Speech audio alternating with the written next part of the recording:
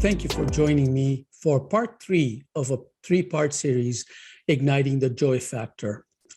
In this particular part 3, we will be talking about embodying joy. This is the culmination of all the work we did in parts 1 and 2.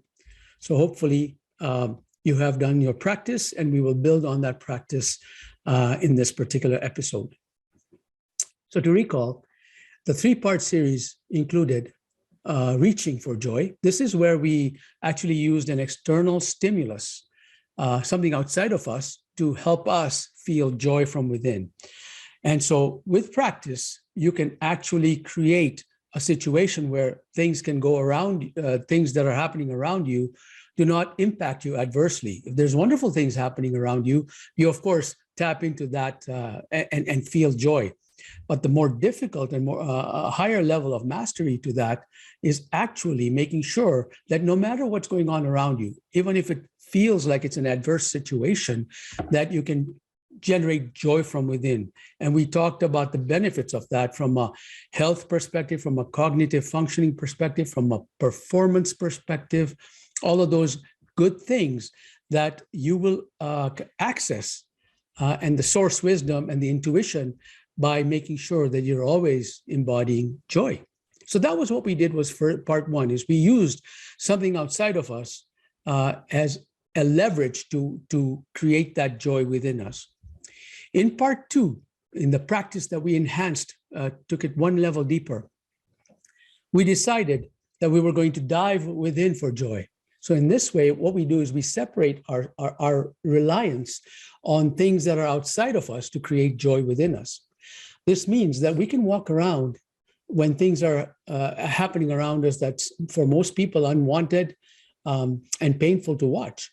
For us, we can walk around and generate joy from within. So we're not relying on somebody else or an external factor to help us create joy. And there was a neuro-linguistic programming technique we applied there. So if you've been practicing that, you are really ready to dive into part 3 now.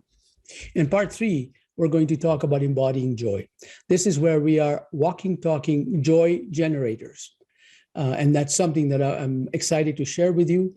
If you can practice this particular aspect from here onwards, you will be a walking, talking joy communicator, joy generator, joy spreader, and you will affect people around you. And that's exactly what we're going to talk about right now. I want to start off with a video that was created by HeartMath Institute. And in that video, they summarize the power of the heart.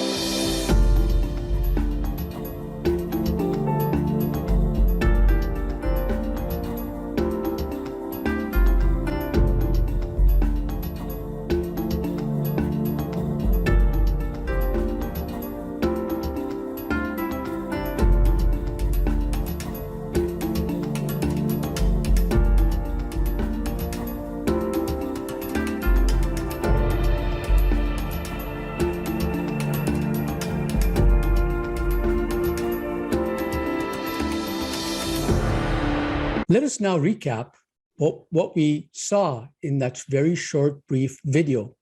Incidentally, you can access that video at heartmath.org, or all the information that you need about the power of your heart. The practice we do here are inspired by HeartMath Institute, but I also add more layers to it, for example, from neuro-linguistic programming and other things that I have come across in my research out there. So HeartMath is a wonderful resource as a foundation building exercise, but then what we do is we layer on top of that. So I want to share that with you, but let's recap the actual video we saw, because those are some very important and interesting points. The first point is in that video was that electromagnetic fields are changing according to our emotions. I will show you the actual science behind that from my friends at HeartMath who did the study on this. I want to share that with you. So they actually change when you're experiencing certain emotions. Even though you may be smiling and grinning and bearing it, your emotions cannot hide, because you will generate those in your electromagnetic field. The other part of that is magnetic field actually spans several feet away from the body. It's like a big bubble. I will also show you a graphic on that, where this was basically a simulation. Studies were done, and they actually measured the heart's electromagnetic field. So if you put the first 2 points together, not only do you broadcast the electromagnetic field, the magnetic field from your heart, you're also broadcasting your emotions that kind of encode themselves on that particular energy field. The other thing that most people are interested to find out, and they're surprised actually, is that the heart has its own brain. It's got its own set of neurons. And this is how the heart and the brain have their own systems. And it's an intelligent heart and it's an intelligent brain. But the heart has far greater reach in terms of the magnetic field power than the brain does. So they both work together wonderfully if we can sustain that level of coherence. And that is the practice. That's a practice we've been doing here, is to manage the coherence between the heart and the brain. And that's really where all magic happens. That's where power comes from the energy field that we have. And that's how you generate joy. The fourth point is that the interesting thing about the human body is that in the fetus, the heart begins to actually beat before the brain develops. Now, this is important because what that tells us is that the heart sets up the actual frequency, or the actual metronome. If you want to use a metronome as an example of how to keep time, when somebody's playing music, the metronome keeps that person in sync. Well, the heart behaves as a metronome to put together and ensure that all other organs in the body is synchronized properly. If it wasn't for the heart, nothing would develop in stages, in perfect, it's almost like a jigsaw puzzle coming together, you know, the heart, the brain, the kidney, how they work together. Well, it's the heart that's sending that synchronizing signal for the rest of the body. And that starts in fetus.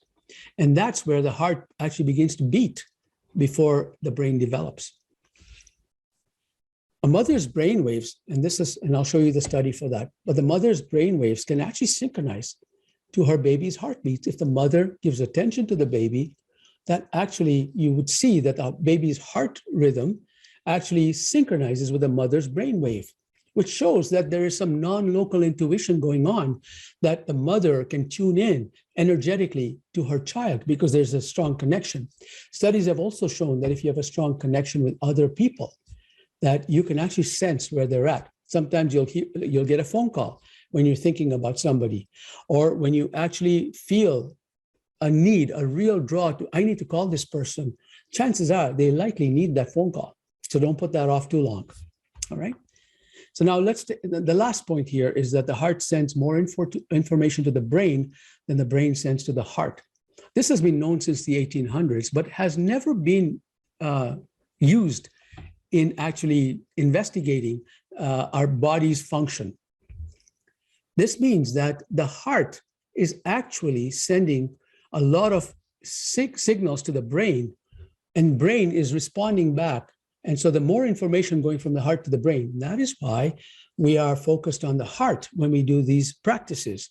That's how the heart math comes in, the mathematics of the heart. I want to share with you a little bit of the mathematics of the heart in layman's terms, so that you know where the name Heart Math came from our friends at Heart Math Institute.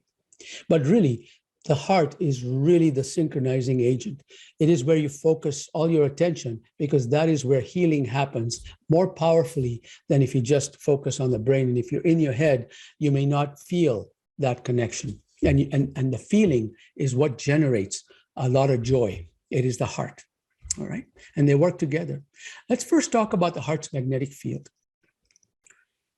If you look at this particular depiction, it's really a simulation. It's something that HeartMath folks have shown us as a pictorial representation, because you can't really take pictures of magnetic fields. So they gave us a pictorial representation of how your magnetic field bubble interacts with other people. So you have a magnetic field bubble, and HeartMath laboratories have measured it from 5 to 8 feet out beyond you, all surrounding you in a toroidal shape, much like what we see in your screen here. When they've measured it from 5 to 8 feet out, and they will readily admit, the scientists, that the reason they didn't measure anything beyond that is because their instruments were not sensitive enough. But they had already heard of other laboratories measuring that to beyond 8 feet. As a matter of fact, there are some studies that are ongoing right now that they have demonstrated that the power of the heart's magnetic field is multidimensional. I mentioned a little bit earlier about the mother's brainwaves synchronizing with the baby's heartbeat when the baby is in a different room. And I'll show you some more examples of that. So this particular energy field has a connection with others that are finely honed in on people that you have a deep connection with.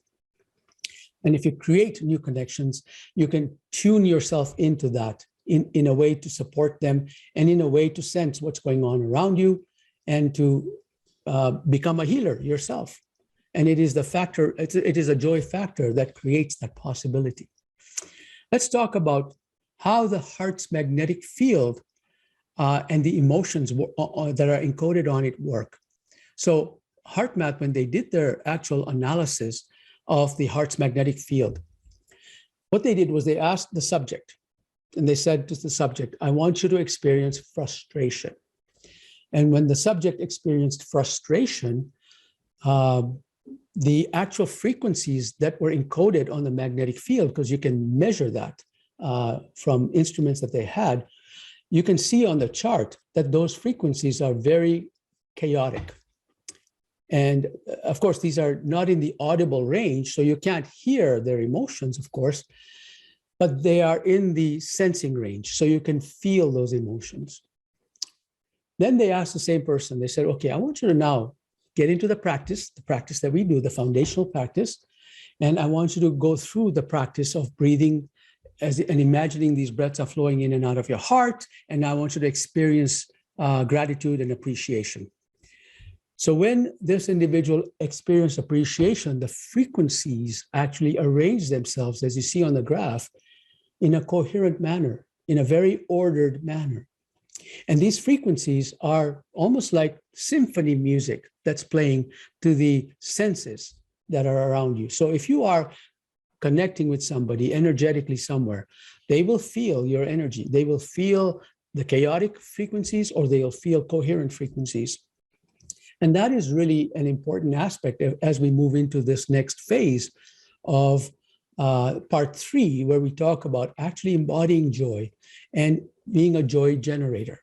Okay, so when you embody joy, you're actually automatically generating joy.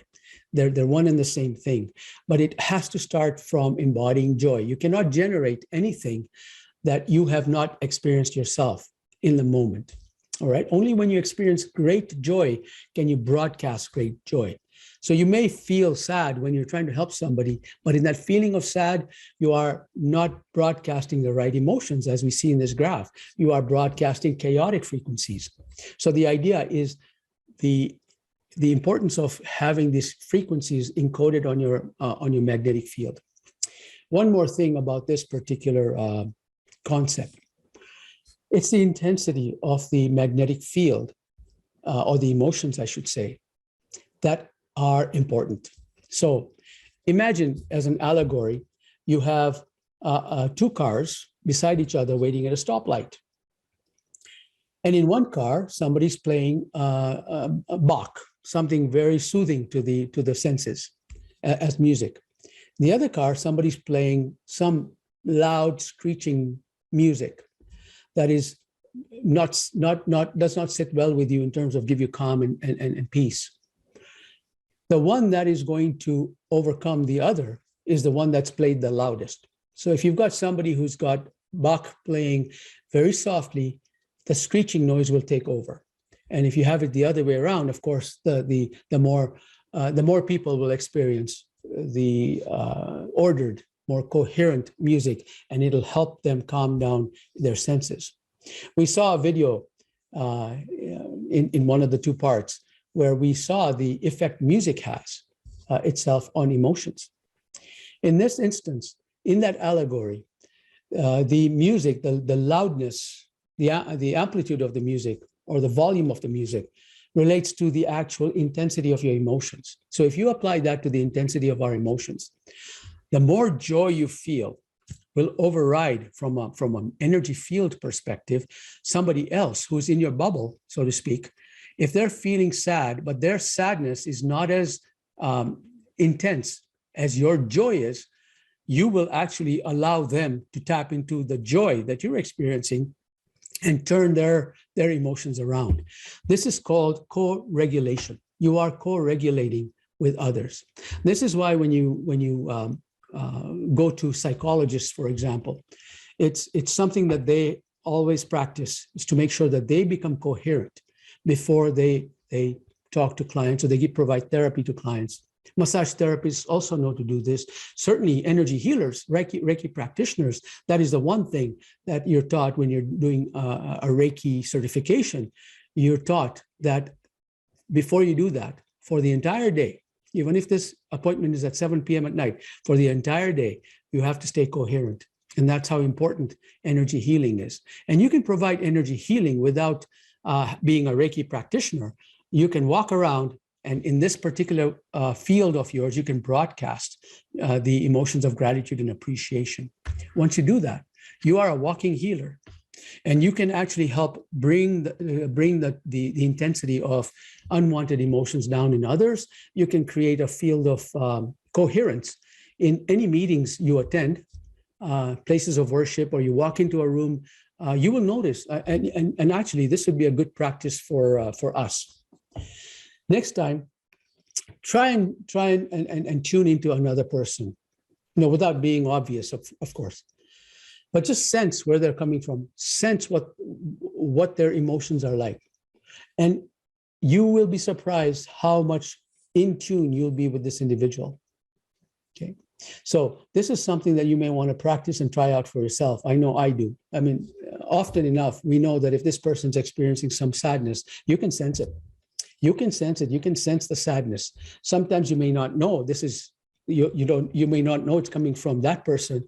You may feel sad, but there's no reason for you to feel sad, and you just feel down and you're wondering what's going on here. Chances are you're picking it up from someone, either somebody who's far away that you're deeply connected to, or somebody who just walked into your kind of bubble. All right. So that is the heart's magnetic field acting as a carrier wave of your emotional frequencies. Now let's talk about another study that was done at HeartMath with a boy and his dog. The boy is Josh. Josh is the son of the executive director of research at HeartMath. At that time, Josh was only 14. He's much older now, more than twice that age. And Josh, very close to his dog, Mabel. And so the HeartMath researchers brought the boy and the dog, and they put them in separate rooms. And the dog was allowed to go into the laboratory, and the dog was excited, running around that place. And both of the dog and Josh had a heart rate monitor, and to measure their heartbeat. So you can see the first time when they were in two separate rooms, Josh was having these heartbeat rhythms, you see that they're directly heart rate, beats per minute, and you can see the shape of that heart rate. And then you would see, sorry, that's Mabel on top. And you could see that the heart rates are in the 140 to 240 range, and maybe 80 to 240 range, which is presumably normal for a pet or a dog. You could see Josh. Josh was in the 90s to about 110. He was probably unaware of what was going to go on. Obviously, he wasn't given any indication. He knew how to set himself up as coherently, but of course, to keep the integrity of the experiment, he wasn't told exactly what was going to happen, or what they expected the outcome to be. Then what happened was the scientist asked Josh, the boy, to begin. First of all, brought the boy into the same room as Mabel, but kept them both separate. So Mabel was in one area of the laboratory, Josh was in the other area. They didn't have any physical contact, but Josh was asked to actually start sending love to the dog, to Mabel. And Josh began to just feel a lot of love for this dog. It's very simple for people to feel love for their pets. And when Josh began to feel love for the dog, their heart rhythms entrained. That means they both settled down and they both were locked into that feeling. You can see the heart rhythms on this chart, and they're very similar. And if Josh, because he was coherent in this state, the dog became coherent in this state. This is a very important understanding, because they weren't in close proximity of each other. They were in the same room. They were not, in physical contact. So it was just purely energetic love that was sent from Josh to Mabel. After they were separated, when Josh leaves the room, their heart rhythms became more erratic, because they longed for each other. They felt they're missing each other, and so their heart rhythms became erratic. At this point, it's very clear that our love, when we send our love to those that are close, near, and dear to us, that they will experience this. So sometimes, when we're miles away from them, maybe hundreds of miles, maybe thousands of miles away, and they're suffering, we often feel disempowered. We often feel like we really we can't do much for them. We feel bad. But in essence, this particular example shows us that by just sending them love, they will heal, because their heart rhythms will entrain. They will feel the love. They may not know where it's coming from, but you will know where it's coming from, and they will feel better. So that is how that works. Let's talk about an example. Now, we talked about a dog and the owner. Can we do this with people? Can we do this with people loving people? And in this particular example, there were 4 individuals selected to do this particular thing, and there were I think it was 5 or 10 groups of these 4 individuals. 3 of the individuals had the training to get into coherence. They were practicing a lot, and they were able to get into that state of coherence where the heart and mind connect through the breathing techniques that we explore in this particular program. When they became more coherent, and this is actually demonstrated by the actual data recorder, they can see that the person's become coherent. When 3 people became coherent, that's when they brought the 4th person. Now, the 4th person had no training in becoming coherent, did not know what this experiment was about, did not have any techniques on becoming coherent. This person came in cold. And this person was just asked to sit in the vicinity of these 3 individuals. So the 3 individuals that were in that state of coherence, this person was just asked to sit there.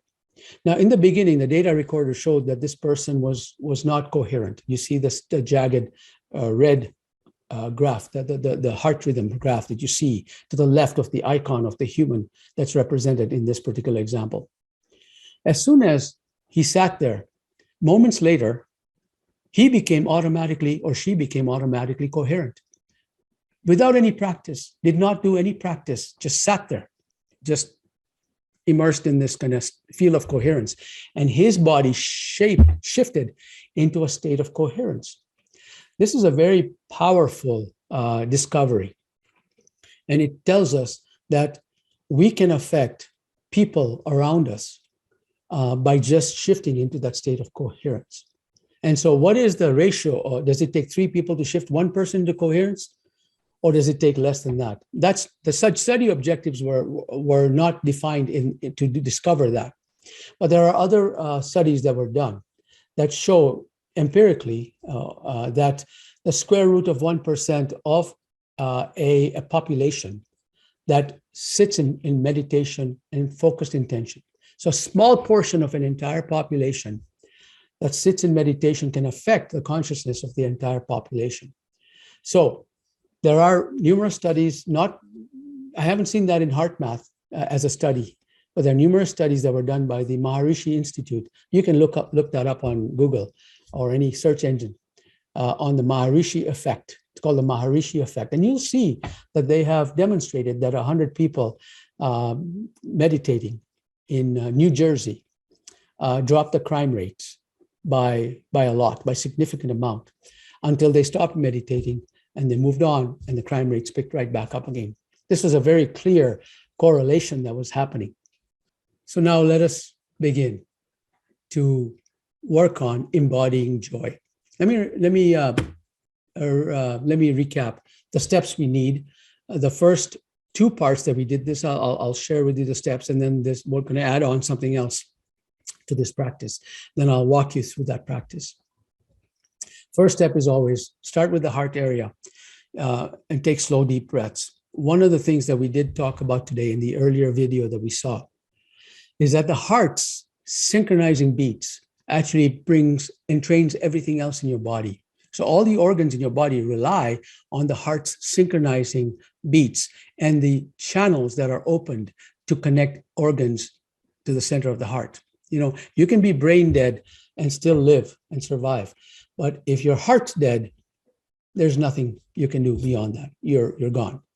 So the first thing we need to do is place awareness in the area of the heart and take slow, deep breaths. And these deep breaths will actually shape the heart rhythm patterns. This is why it's important to take 5 seconds of breath in, 5 seconds of breath out, because what it does is it shapes the sinusoidal waveform of your heart rate variability, which is really the rhythms we saw, the shapes we saw earlier slides of when they shifted from chaotic patterns to coherent patterns. It is really the heart rate variability, which is directly influenced by how you breathe. So the more symmetrical you breathe, the better the rhythm is going to be. So when we actually place our awareness in the area of the heart, and then take slow, deep, gentle breaths and experience these breaths flowing in and out of our hearts, 5 seconds in, 5 seconds out, perhaps. What we're doing is we are creating the conditions under which coherence will be facilitated between the heart and the brain. That is why we do that in step 1. In step 2, we use an external stimulus to create that joy within us. So recall an event or fantasize about something wonderful that's going to happen to you, or that you desire to happen to you, of course, and immerse yourself in that scene by applying all 5 senses like we did in part 2. So basically what you do is you fantasize about something in the future, or you recall a past event, and you begin to actually experience it with all your 5 senses. You know, you look around in your mind's eye around you, what's going on around me. You actually feel the emotions in that scene. You smell the aromas around that area, and if there's anything there, like a piece of fruit from a tree, or any buffet that's laid out, taste it, and you will already be salivating when you taste it. And the more intense you feel this, the more powerful the joy factor becomes, and the more powerful of a joy generator you can become. So apply all 5 senses when you're immersed in this scene. And then what you want to do is you want to be able to remove the external stimulus, like fade away the picture in the background.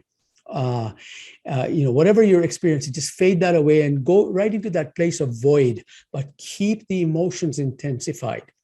That will then give your body practice to create that joy without having an external stimulus, because there's no external stimulus. You are still experiencing joy in your heart and in your entire body, but without having to rely on something external. So that is an important considerations. So that's what we did on part 1 and part 2. We're going to add one more step to this. We're going to radiate this emotion throughout your body. So now the external scene is now black. And now you're going to visualize or intend that this particular beautiful emotion that you're experiencing is now moving through your entire body, from the top of your head to the bottom of your feet. And it's actually something that every cell in your body will be experiencing. A magnetic field goes through cells because it penetrates solid objects.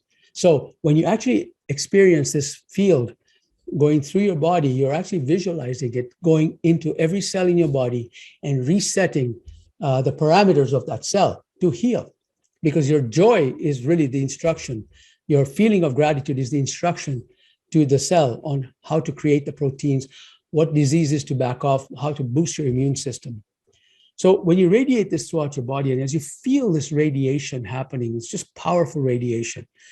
Then the next step, which is the pièce de résistance of this whole part, is to radiate this beyond you. Imagine they're flowing beyond you. Remember the mother and the child and how the mother connected with the child. Remember the boy and his dog and how the boy started sending love to the dog and the heart's entrained. Become a joy generator now. Embody joy within you and then generate joy outside of you so that you can become a walking, talking healer, a joy generator, and transforming others without them even knowing what's going on. And for you, it's just something that you do because it's benefiting you. The fact that other people are also benefiting is immaterial to you because you're going to generate joy no matter what happens outside of you. So these are the 5 steps to the actual embodiment of joy. So let us now begin the process of embodying joy, and then we'll talk about next steps. So let us begin now. The first thing we want to do is join me in placing awareness in the area of the heart. Taking slow, deep, gentle breaths. Experience these breaths flowing in and out of your heart. Imagine that they're doing that. And as you take these slow, deep, gentle breaths, create that symmetrical pattern. 5 seconds breath in, 5 seconds breath out, or whatever feels comfortable to you symmetrically.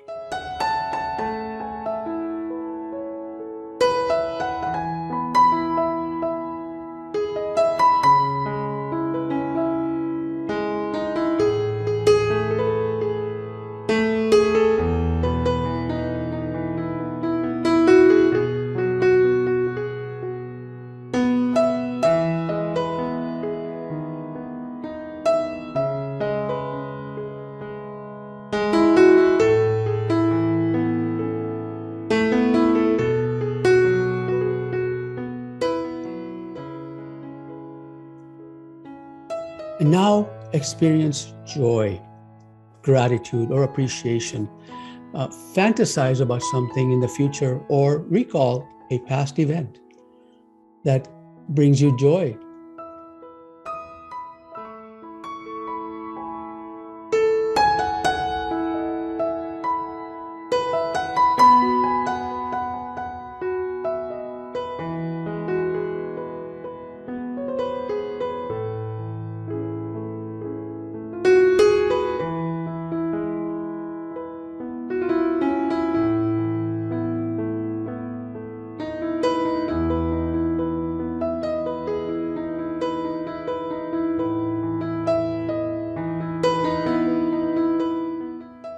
Now use all your 5 senses. Are you seeing something beautiful unfolding before you? And how does that intensify your emotion?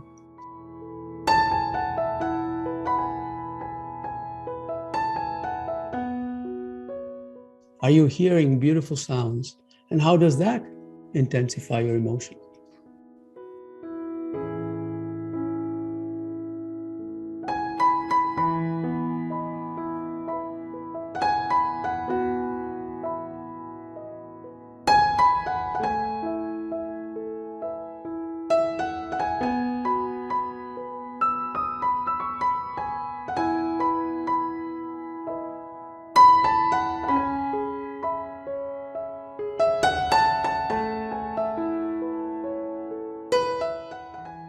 Are you smelling wonderful aromas? How does that intensify your emotion?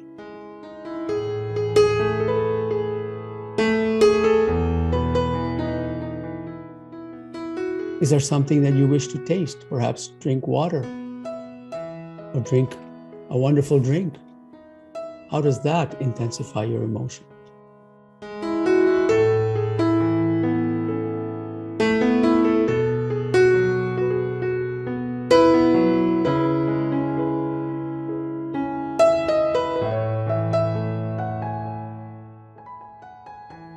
Are you exploring with your touch things around you? How are you feeling as you experience different textures? Is that amplifying your emotions? Are you feeling immersed in joy and gratitude?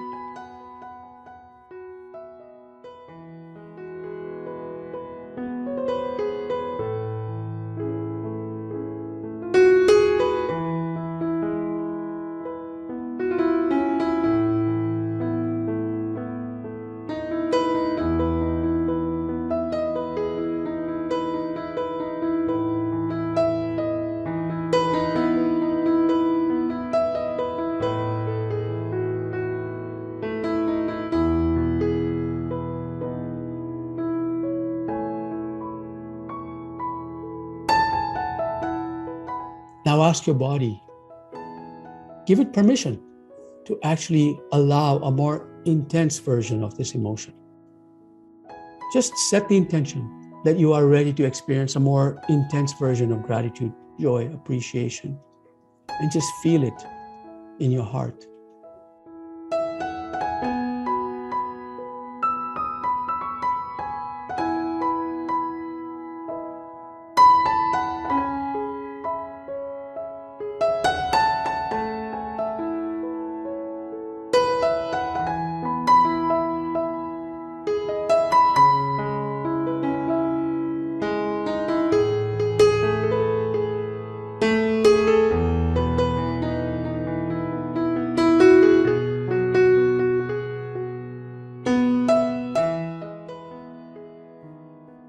And now radiate it from the top of your head to the bottom of your feet. Just imagine this as however you want to imagine. Some people imagine it as a flow of light going from the top of your head to the bottom of your feet. That is representation of gratitude or appreciation. So if you have a particular color that represents love, appreciation, gratitude, imagine it flooding your entire body with that color. Perhaps you want to liken a stream of water to be that representative of gratitude and appreciation. If that's the case, then imagine you're in a shower and you're washing away all the cares of the world and just feeling the wonderful, moist experience of this particular shower, and it's drenching your entire body. Whatever your method of experiencing this emotion from the top of your head to the bottom of your foot, do it now.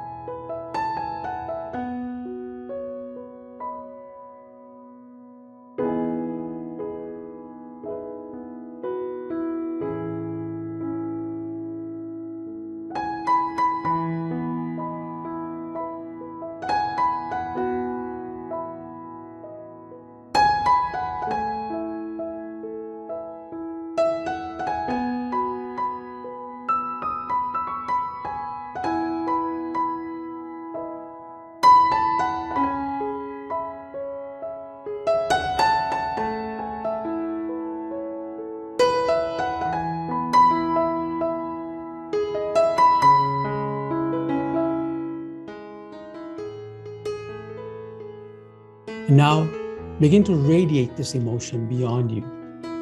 Expand it in all directions, including top and bottom.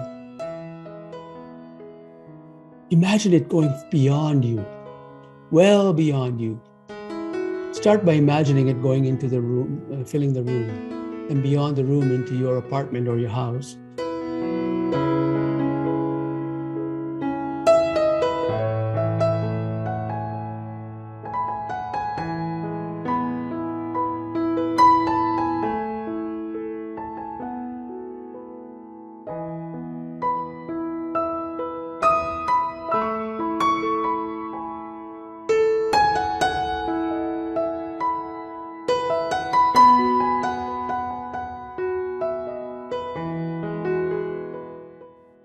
And now imagine it's going beyond your house into your block, your neighborhood block.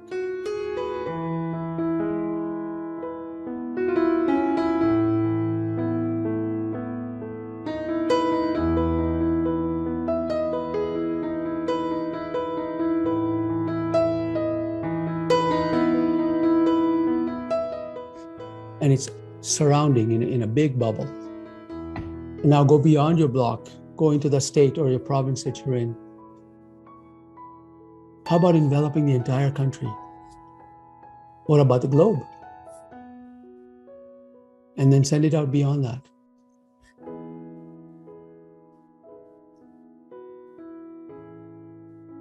And with this wonderful feeling of emotions that you have right now, set an intention. Set an intention that this amazing feeling is going to be there for you at any time in the future that you need it, that you can just tap into it.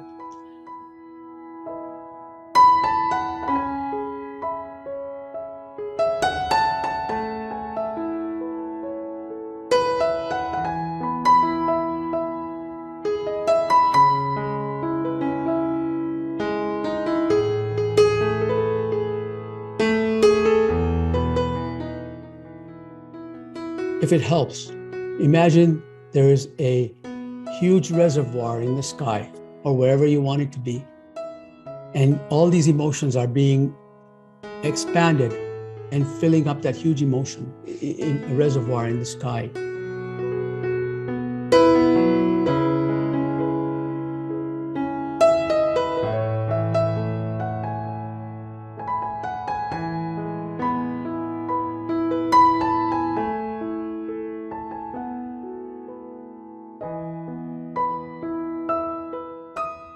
And now set the intention that at any point in time that you fall out of coherence or you're feeling sad or you're triggered, that this energy will come to you and wait for you to receive it.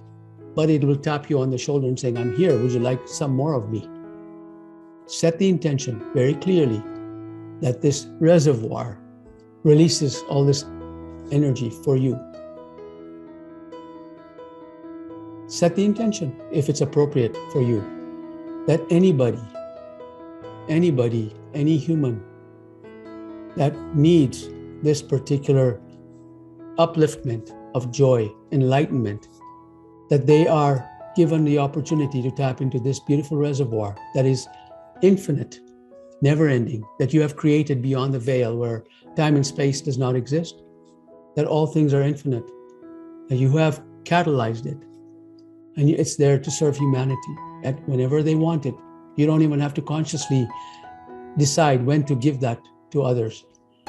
Just set the intention that it goes to whomever is needed.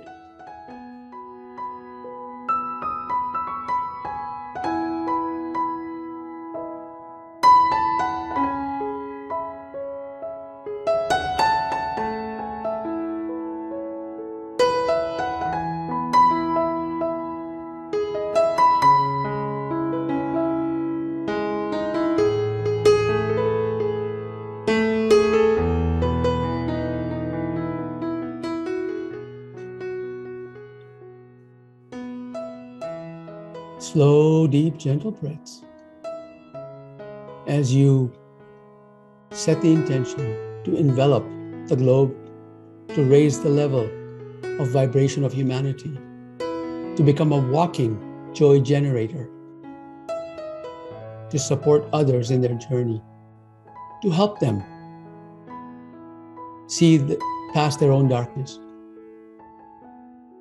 and use this magnificent reservoir to help you do your best work.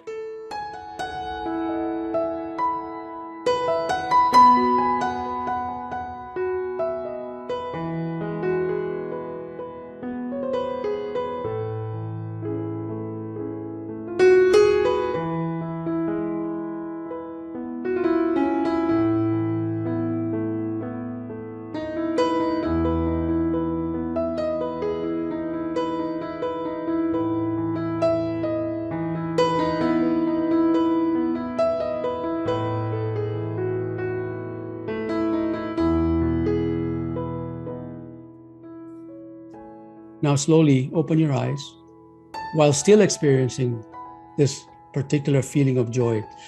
You can still breathe in this way. You can still feel the emotions you're feeling, even though the practice has come to an end for this particular session anyways. You can always go back and redo this practice again and again and again, perhaps every day. So bring back yourself to this moment, open your eyes, and if it helps, if you're still not all present, rub your hands together like I'm doing now. This. And just touch your face, and that will help ground you back. So the state of coherence can be done with your eyes open and actively engage in life. That's what the important part about this is that you can go into the practice we just did with your eyes closed, of course. It's probably more powerful when you do that with all the imagination you're doing. But during the daytime, you can practice what we did in part 1 and part 2 while your eyes are open, especially part 1. Let's talk about that a bit. So our ongoing practice is reaching for joy. That is where we use an external stimulus to help us feel joy. You can do that with your eyes open. You can do that while engaging others. You can just feel that and embody joy.